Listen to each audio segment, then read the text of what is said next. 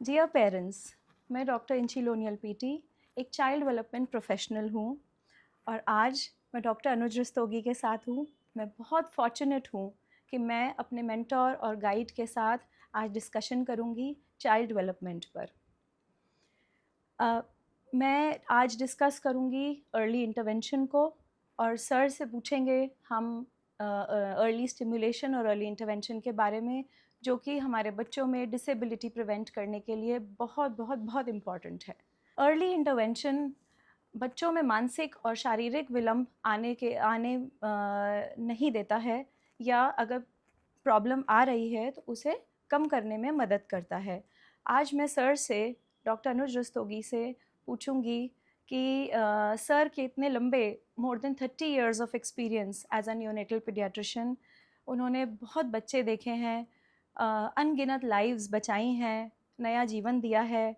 और सर आज अपना एक्सपीरियंस न्यूनेटल केयर से लेके चाइल्ड डेवलपमेंट में, अडोलेसेंट डेवलपमेंट में अर्ली इंटरवेंशन का क्या रोल है, आज हम सबको एक्सप्लेन करें।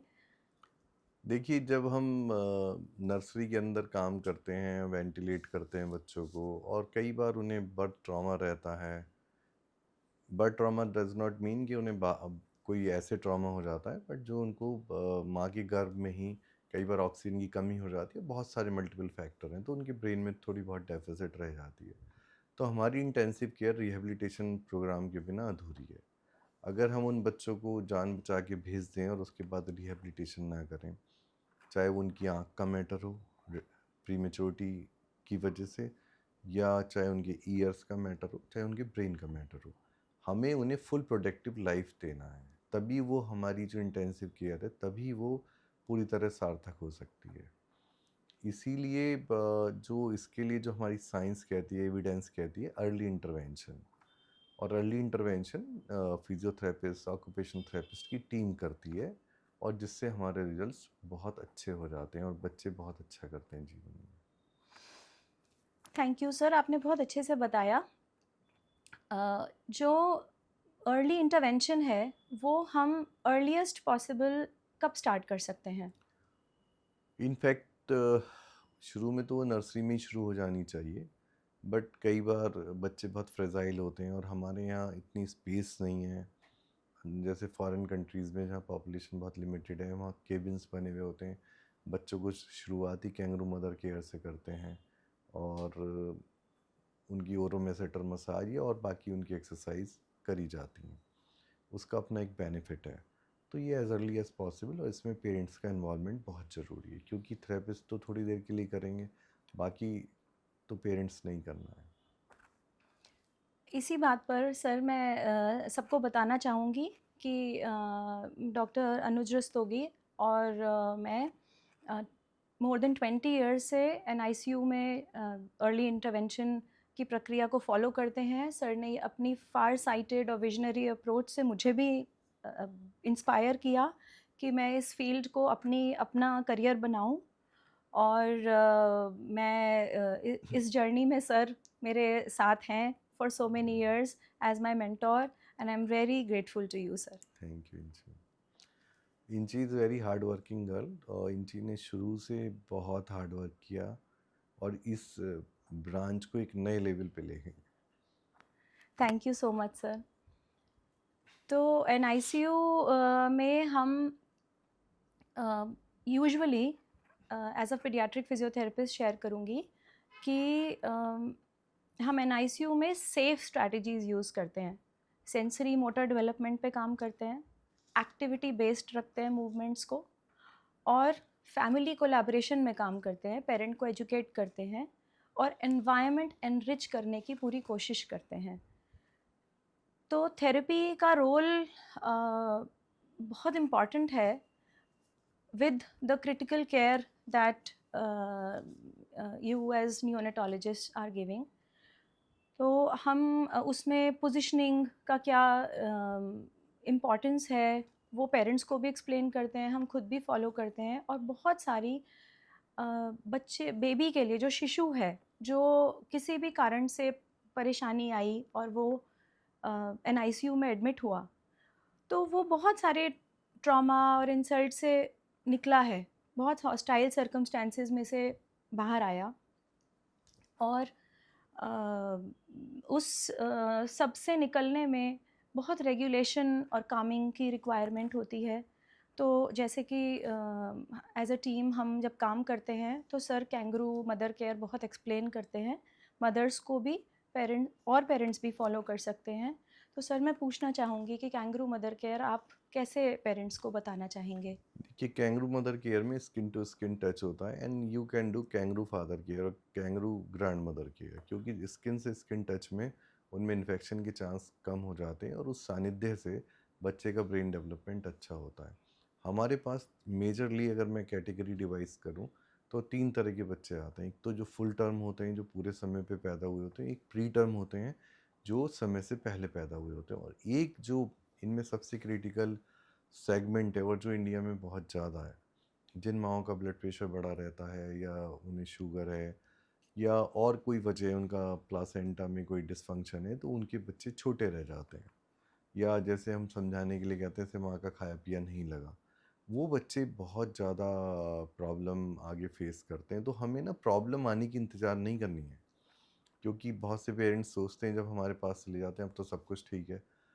वो पार्टली हद तक सही है, सब कुछ ठीक है, बट उनमें ये प्रॉब्लम अगर डेवलप हो जाएगी फिर उसे करेक्ट करना बहुत मुश्किल है, बनिस्बत उसको होने ही ना दो।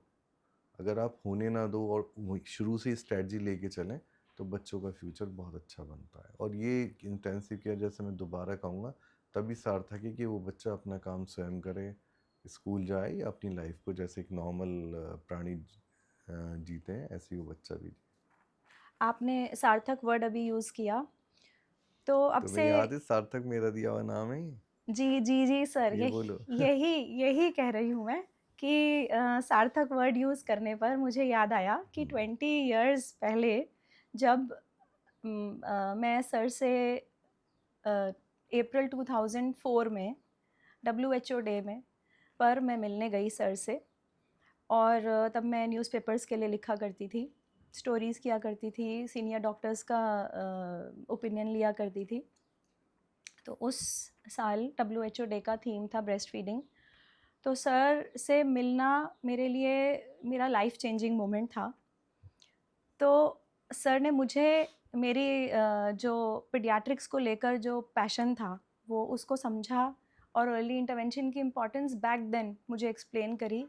और 2005 में सर ने ही मुझे सार्थक नाम सजेस्ट किया मेरे विज़न के लिए, मेरे सेंटर के लिए, सार्थक एनकिंडलिंग होप्स, जो which has done lot of work in this field. हम थैंकफुली ये सब कर पाए हैं और सर की गाइडेंस में ये सब ब्लेसिंग्स से हम बहुत सारे बच्चों की मदद कर पा रहे हैं। I am proud to say that, और हम और भी इंडेवर करते रहेंगे।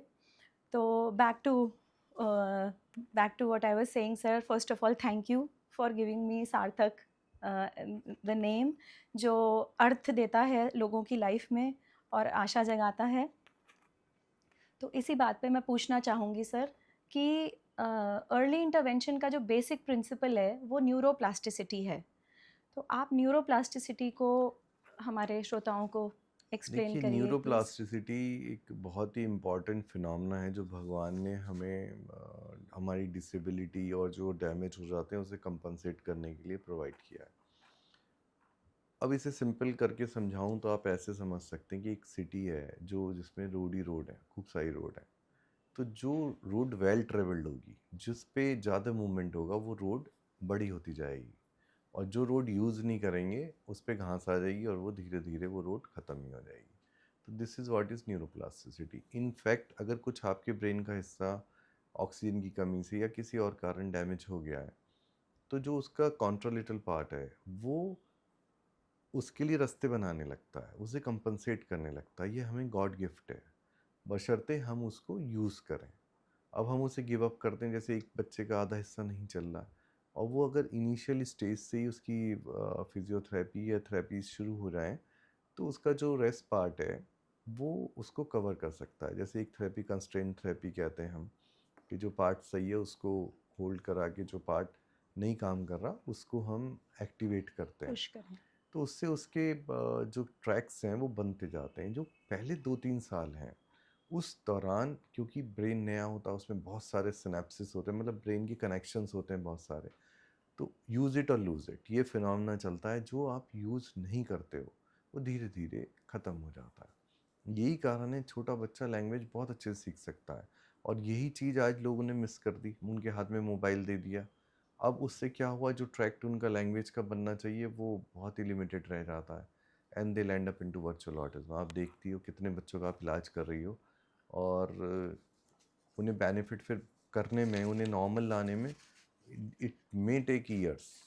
रेगुलर प्रयास से, रेगुलर एफर्ट से ठीक तो हो जाते हैं वो, जितना आप जल्दी शुरू करते हो। अर्ली इंटरवेंशन का मतलब ही ये है कि जितना आप अर्ली करते हो, अर्ली पिकअप करते हो, first of all you should pickup it. वो जब डिनाइल में रहते हो, ऐसे हो जाएगा, अपने आप हो जाएगा, तो ऐसा नहीं होता। आप कुछ भी देखें लाइफ में, पहले तो you have to take the first step, identify करना, उसके लिए अवेयर होना, और फिर उसके प्रति एक्ट करना, और लगे लगे परसिवियरेंस के साथ 1 या 2 एफर्ट काफ़ी नहीं होते।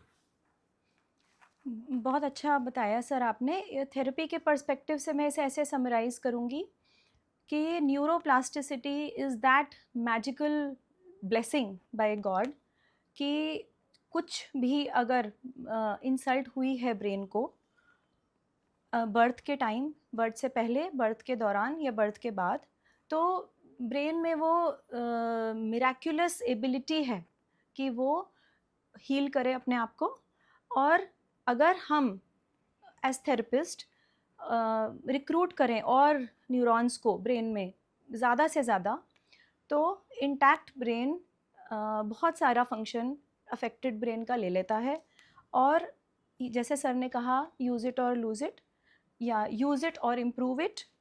और इसमें जो 2 इम्पॉर्टेंट चीज़ें हैं कि बार बार नया करते करते रहें। जो नॉवेल्टी है, नॉवेल्टी कनेक्शन, न्यूरॉनल कनेक्शंस को और फायर करवाती है, और पाथवेज क्रिएट करती है। और चैलेंज करना, अगर वही एक्सरसाइज आप रोज़ करते रहेंगे तो वो चैलेंज ख़त्म हो जाएगा और वो इम्प्रूवमेंट नहीं आएगा। बट नॉवेल्टी और चैलेंज मतलब और थोड़ा पुश, और थोड़ा पुश, और थोड़े कॉम्प्लेक्स एक्सरसाइजेस, ये लाते रहेंगे, करते रहेंगे, तो बच्चे में चेंज बहुत अच्छा आएगा। और earlier the better. Younger brains जो हैं, छोटे बेबी के ब्रेन जो है अप टू 2 to 3 ईयर्स बहुत इम्प्रूव करता है।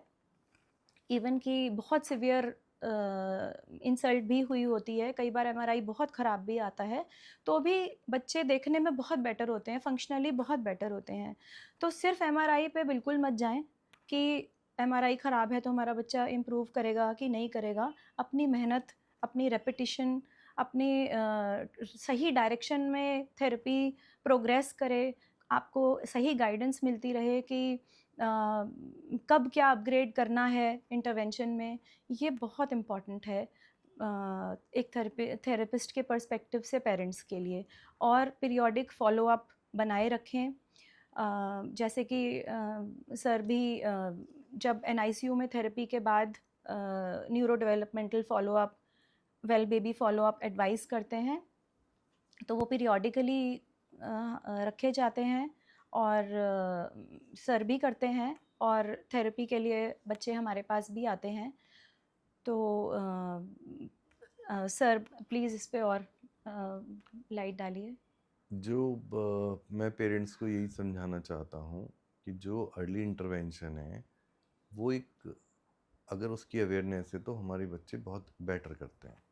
अब ये कोई नहीं बता सकता, इवन मैं भी नहीं बता सकता, और हमारे यहाँ उतनी फैसिलिटी भी नहीं है। जैसे कि एम्पलीट्यूड ईईजी करके हम ब्रेन की एक्टिविटी देखते हैं, वो हम पे नहीं है। हम ये प्रिडिक्ट नहीं कर सकते कि कौन सा बच्चा बहुत अच्छा कर जाएगा और कौन सा बच्चा बहुत अच्छा नहीं करेगा। जहाँ तक एमआरआई की बात रही, अगर आप एमआरआई करें बच्चे का और उसके बाद उसकी अर्ली इंटरवेंशन शुरू हो जाए, तो अगर आप कुछ समय बाद एमआरआई रिपीट करेंगे तो उसमें भी स्ट्रक्चरल चेंज आ जाते हैं। तो ये ऐसा नहीं है कि सिर्फ एमआरआई पे बैंग करें और निराश होकर बैठ जाएं। सही कह रहे हैं सर। पर वॉचफुल रहना बहुत इम्पॉर्टेंट है। जैसे ही आप एक फीमेल कंसीव करती है, फ्रॉम दैट वेरी मोमेंट जो एंटीनेटल पूरा पीरियड है, तब से ही डेवलपमेंट और सही डिसीजंस, सही प्लानिंग का रोल स्टार्ट हो जाता है। And then soon after birth जब नियोनेटोलॉजिस्ट और पीडियाट्रिशियंस का रोल आता है, तब उनको भी वॉचफुल रहना है। और पेरेंट्स जो बच्चे के साथ सब टाइम हैं, उनको वॉचफुल रहना, डेवलपमेंट के ऊपर एक टैग रखना कि हमारा बच्चा ठीक प्रोग्रेस कर रहा है कि नहीं कर रहा है, इस बात पर माइंडफुल होना बहुत इम्पॉर्टेंट है। और मैं रिक्वेस्ट करूँगी सर से कि आप हमारे लिसनर्स को डेवलपमेंटल रेड फ्लैग्स के बारे में बताइए कि क्या है वो रेड इससे फ्लैग्स पहले कुछ मेरे दिमाग में बात आ रही है, वो मैं डिस्क्लोज करना चाहूँगा। मैं सारी ग्रैंड मदर से कहूँगा कि बच्चे की माँ को बहुत खुश रखें। जो अभिमन्यु वाली कहानी बहुत सत्य थी। अगर माँ किसी भी वजह से परेशान होगी जब घर में बच्चा है, या उसके पैदा होने के बाद भी अगर वो कहीं तंज पे या किसी चीज़ पे परेशान होगी, तो उसकी हर बॉन्डिंग पे फ़र्क पड़ जाएगा, एंड ब्रेस्ट फीडिंग पे भी फ़र्क पड़ जाएगा। जहाँ तक रही रेड फ्लैग की बात, बड़ा एक इम्पॉर्टेंट रेड फ्लैग है, सोशल स्माइल अगर अचीव नहीं करी। 6 to 8 वीक में सोशल स्माइल आ जाती है जब बच्चा अपनी मदर के साथ कनेक्ट बनाने लगता है। अगर 3 महीने तक भी आपके बच्चे की सोशल स्माइल नहीं आई, वो देख के नहीं हंसता है, अपनी मदर को रिकॉग्नाइज नहीं करता है, सेकंड स्टेप हो जाता है कि ऑब्जेक्ट को फॉलो करना, अपनी नज़र फिक्स करना, ये सब नहीं कर रहा है, तो you should see the doctor as early as possible. और अगर आपके साथ पहली ऑलरेडी रेड फ्लैग्स हैं कि उसको इंटेंसिव केयर मिली है, वेंटिलेशन हुआ है, नर्सरी में एडमिट रहा है, उसको माँ का खाया पिया नहीं लगा, छोटा रह गया, या उसके ब्रेन में हेमरेज आया, कुछ भी आया, तो ऐसे बच्चों को तो इंतज़ार ही नहीं करना है कि वो स्माइल करेगा नहीं करेगा। अर्ली इंटरवेंशन में क्या करते हैं आप, क्या थोड़ा बताओगे आप अर्ली इंटरवेंशन कैसे करती हैं?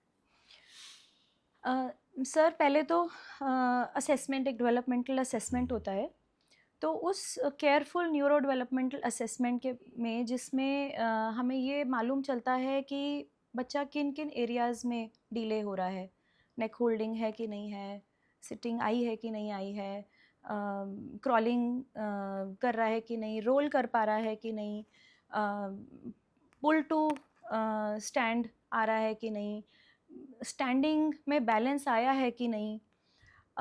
और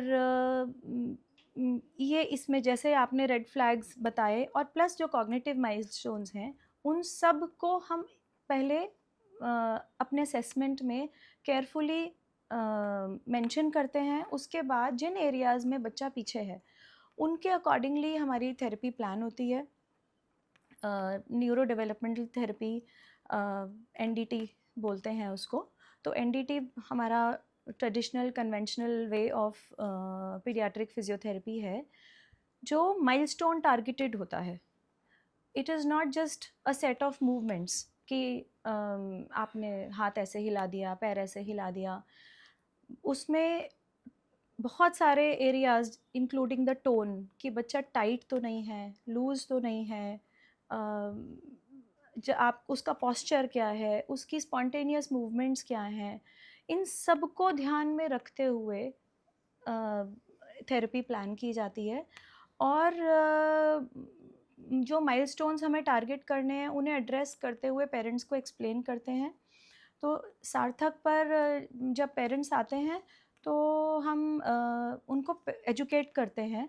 हम मोस्टली मतलब मेरा ये रहता है कि मैं अपनी टीम को भी ऐसा ट्रेन करती हूँ कि हमें पेरेंट्स को एजुकेट करना है। हमें पेरेंट को हमारे ऊपर डिपेंडेंट नहीं बनाना है। हमें उनको वेल इक्विप्ड करना है, एम्पावर करना है with the information they should have about their child's development and what they need to do.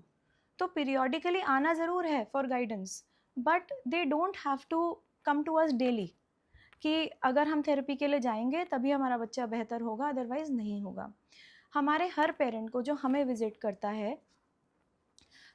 उनको ये मालूम होता है कि कितनी मेहनत करके क्या गोल अचीव करना है हमें। उनको उनके शॉर्ट टर्म गोल्स, उनके लॉन्ग टर्म गोल्स का आइडिया दिया जाता है, so that they also are not in the fix कि पता नहीं हमारा बच्चा कब बेटर होगा, होगा कि भी नहीं होगा। तो जितना हमें पता होता है उतना ही हमारा पेरेंट एम्पावर्ड होता है। ऐसा कुछ नहीं है जो मुझे या मेरे साथ के थेरेपिस्ट को पता है और हमारे पेरेंट को नहीं पता है। So there is a lot of transparency that goes into parent education. और हम अपनी स्किल्स को अपग्रेड करते रहते हैं निरंतर, सो दैट हम मोटर स्किल्स को, उनकी कॉग्निटिव स्किल्स को होलिस्टिकली देख पाएँ। अगर बच्चा 3 इयर्स का आया है और पेरेंट ये बता रहा है कि मेरा बच्चा नहीं चलता है, तो ऐसा भी देखना है कि क्या उनका बच्चा फाइन मोटर कर पा रहा है, क्योंकि यूजुअली पेरेंट एक बड़ी बात देख रहा होता है, ग्रॉस बात देख रहा होता है कि 3 साल तक मेरा बच्चा चल नहीं पा रहा है। बैठ पा रहा होगा, उसको बीच का नहीं पता है, क्या उसका बच्चा ट्रांजिशंस ले पा रहा है कि नहीं ले पा रहा है, क्या उसका बच्चा ठीक से फोकस करके ट्रैक कर पा रहा है किसी ऑब्जेक्ट को या नहीं। ये आइडिया पेरेंट्स को भी नहीं होता है कि बीच की जो छोटी छोटी चीज़ें हैं जो बहुत इम्पॉर्टेंट है। अगर बच्चे ने खड़ा होना है तो उसकी हैंड ग्रिप, उसकी आर्म स्ट्रेंथ बहुत इम्पॉर्टेंट है। खड़े होने के लिए वेट बेयरिंग जो मसल्स हैं आर्म्स की, वो बहुत ही अच्छी एंड स्ट्रांग होनी चाहिए। यूजुअली थेरेपिस्ट भी ये पॉइंट मिस कर जाते हैं। जब हम खड़े होने की बात सोचते हैं तो हम पैरों पर फोकस करने लग जाते हैं, जबकि अपर बॉडी स्ट्रेंथ जब तक नहीं आई है तब तक हम लोअर बॉडी स्ट्रेंथ पर उतना अच्छा वर्क नहीं कर पाएंगे। So it is very important कि हमारे पेरेंट को ये पता चले कि बीच बीच में क्या काम करना है हमारे बच्चे की ग्रिप के लिए, हमारे बच्चे की समझ के लिए। अगर चलने पे वर्क कर रहे हैं तो विज़न पर भी साथ वर्क करना पड़ेगा। ऑब्स्टिकल्स को क्रॉस करना के लिए ऑब्स्टिकल्स देखना भी बहुत ज़रूरी है। उसकी मोटर प्लानिंग पर भी काम करना पड़ेगा। मोटर प्लानिंग का मतलब हुआ कि बॉडी, जो ब्रेन कमांड देता है कि बॉडी को किस तरह यूज़ किया जाए एक पर्टिकुलर मूवमेंट, कहीं तक एक टारगेटेड मूवमेंट को करने के लिए। सपोज़ कि मैं कोई पेपर उठाना चाह रही हूँ तो मुझे कितना हाथ बढ़ाना है कि मैं इधर उधर ना हो जाए मेरा हाथ, सो दैट मैं परफेक्टली वहाँ तक पहुँच जाऊँ और वो ग्रिप करके अपने तक ले आऊँ। So that's how we are doing आपने दिस बहुत सर। अच्छे से एक्सप्लेन करा इंची। आप मुझे थोड़ा जो आपने नई नई चीज़ें सीखी हैं जैसे DMI, एक एग्जाम्पल देके, एक शॉर्ट एग्जाम्पल देके DMI के बारे में बताइए। सर DMI 2022 में आई। It's a very new skill जो विच मैं बहुत लकी हूँ कि I am one of the first people who could learn this in India. So DMI is dynamic movement intervention, और ये न्यूरोप्लास्टिसिटी पर वर्क करने वाली टेक्निक है, जिसमें हम सिर्फ ग्रेविटी मतलब हम लेटे हुए मूवमेंट्स नहीं कर रहे हैं, हम मोस्टली वर्टिकल में मूवमेंट्स कर रहे हैं, जिससे कि डायनामिक पोजीशंस को यूज़ करते हुए, मतलब कि हवा में आते हुए जो बच्चे की ओरिएंटेशन है इन स्पेस, बच्चा उसे महसूस कर सके। और कुछ स्पेसिफिक सेट ऑफ मूवमेंट्स हैं DMI के, उन मूवमेंट्स को अच्छे से अगर करते हैं तो बच्चे में ऑटोमेटिक एक पोस्चरल रिस्पॉन्स आता है, चैलेंज करता है वो ब्रेन को। तो वो जो चैलेंज है वो पुश करता है कि मुझे अपने आप को सीधा रखना है। तो अगर मैं बच्चे को from lying to sitting position ला रही हूँ और सिटिंग से मैं हवा में ले जा रही हूँ, और बच्चे की अभी तक नेक होल्डिंग नहीं आई है, अगर उसे मैट पर बिठाएंगे तो वो नेक होल्ड नहीं कर पाता है, उसका नेक नीचे हो जाता है या पीछे गिर जाता है। लेकिन अगर मैं उसे हवा में ले जाऊंगी तो बच्चा अपनी पूरी ताकत ताकत लगाएगा लगाए। To save himself from not falling, और वो अपनी नेक को अपराइट रखने की पूरी कोशिश करेगा और अपने पोस्चर को स्ट्रेट रखने की कोशिश करेगा कि नहीं, इस समय मेरे पास ज़्यादा हेल्प नहीं है, तो मैं अपने आप को बचाऊं। और ये सर्वाइवल स्किल है न्यूरोप्लास्टिसिटी की। तो इन सर्वाइवल स्किल्स पर ही DMI बेस्ड है, और इस DMI को इंटीग्रेट करने से सर हमारा मतलब हमारी जो थेरेपी है वो बहुत अपस्केल हुई है, हम बहुत अच्छे रिजल्ट्स दे पा रहे हैं थैंकफुली बाय गॉड्स ग्रेस। जब हम एक पेरेंट हमारे पास आता है, हम उसका हाथ पकड़ते हैं अब उसकी जर्नी में, और ये जर्नी कोई 2 महीने 4 महीने की नहीं होती, it is a journey for years. तो उस हैंड होल्डिंग के टाइम पर हम बेस्ट दे पाएँ अपना, ये बहुत इम्पोर्टेंट है। बहुत अच्छे से समझाया आपने। और जैसे कि आप रेड फ्लैग पूछ रही थी, तो एक सिंपल फार्मूला तो है 1 to walk and 2 to talk, जो पेरेंट्स को पता होना चाहिए। 1 साल पे बच्चा चलने लगता है, और उससे भी पहले जो आता है वो सिटिंग आती है। एक बच्चा नेक होल्डिंग करीब 4 महीने पे आ जाती है, और सिटिंग जो है 6 मंथ पे विद सपोर्ट बैठ जाता है, 7 मंथ पे विदाउट सपोर्ट। अगर आपका बच्चा 7.5-8 महीने का हो गया बैठ नहीं रहा, तो this is a very big red flag. वो किसी वजह से भी बच्चे की केयर मिस है। प्रॉब्लम क्या होता है, एज ए पीडियाट्रिशियन हमसे भी मिस हो जाता होगा, क्योंकि हमारे पास लोग क्राइसिस में आते हैं, और जब उनका मोटो उस समय कोई सरमल लेना नहीं होता, उनका मोटो होता है कि खांसी बुखार जुकाम जो भी हो रहा है, लूज मोशन हो रही है, जल्दी से फिक्स हो। और उस समय एंजाइटी का लेवल माँ का बहुत हाई होता है, और डॉक्टर का भी फोकस ये होता है, क्योंकि जनरली तो ये सब सेल्फ लिमिटिंग बीमारी है, कोई भी ट्रीट कर ले, बट कभी कभी इनमें रिस्की कंडीशन होती है, तो उसे डॉक्टर को ये देखना होता है मुझसे कुछ मिस तो नहीं हो रहा, तो वो सब उसमें उलझे रहते हैं। तो समहाउ हमारे यहाँ वेल बेबी चेकअप मिस है, जबकि हमारी योग्यता का पता तो वेल बेबी चेकअप से ही पता चलता है। वरना जो खांसी जुकाम है वो किसी भी डॉक्टर पे चले जाओ, सभी के पास सही हो जाते हैं। तो उसके लिए ये नहीं कि आप बहुत सीनियर वाला चूज़ करें वेल बेबी चेकअप के लिए, जो मेरा फोर्टे भी है, और मैं चाहता हूँ बच्चों को अच्छी फिजिकल और मेंटल ग्रोथ मिले। तो उसके लिए हम ग्रोथ चार्ट मेंटेन करते हैं, तभी हम स्क्रीनिंग भी कर सकते हैं उनकी प्रॉपर, जो बेटर। तब आपकी ना एक दूसरे फ्रेम में बात होती है, जब आप एक कंफर्टेबल उस पर आते हैं, तब आप उसकी डाइट भी डिस्कस कर सकते हैं, जो बेसिक प्रिंसिपल्स हैं वो डिस्कस कर सकते हैं।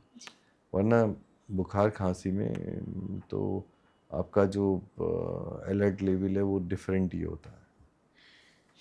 सर तो इसीलिए आप हमें जब रेफ़र करते हैं, आप या जो भी सीनियर पीडियाट्रिशियंस हैं वो रेफ़र करते हैं, तो डेवलपमेंटल असेसमेंट में जो न्यूरोलॉजिकल मैच्योरेशन है, जैसे कि आपने कहा कि पहले नेक होल्डिंग आती है, फिर ट्रंक कंट्रोल आता है, सिटिंग आती है, साथ साथ ही साइमल्टेनियसली रोलिंग आती है, फिर उसके बाद नीज़ का काम, क्रॉलिंग आती है ऑन ऑल फोर्स, उसके बाद ट्रांजिशंस आते हैं कि pull to sit, pull to stand, और फिर स्टैंडिंग, और फिर वॉकिंग। तो जैसे कि आपने बताया कि ये जो न्यूरोलॉजिकल मैच्योरेशन है ये सेफलोकॉर्डल है, मतलब हेड से सिर से टो तक नीचे। है। तो ऊपर से नीचे जा रहा है, तो जैसे ये वाली डेवलपमेंट का ये एस्पेक्ट है सर, तो एक एस्पेक्ट है प्रिमिटिव रिफ्लेक्सेस, जो आजकल पेरेंट्स के लिए समझना बहुत इम्पॉर्टेंट है, क्योंकि आजकल ऑटिज़म बहुत बढ़ रहा है, रीडिंग एंड राइटिंग प्रॉब्लम्स बहुत बढ़ रही हैं। कहीं ना कहीं जो भाग रही है लाइफ, और उसमें इन्वेड कर लिया है स्क्रीन टाइम ने, उससे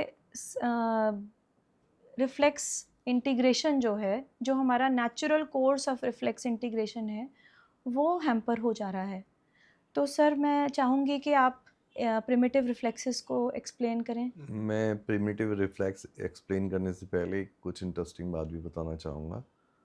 और जैसे हमने क्राउलिंग की बात करी, तो इसमें ना वेरिएशन बहुत है, और बच्चों के अंदर नॉर्मल और एबनॉर्मल में एक बहुत ही थिन लाइन है।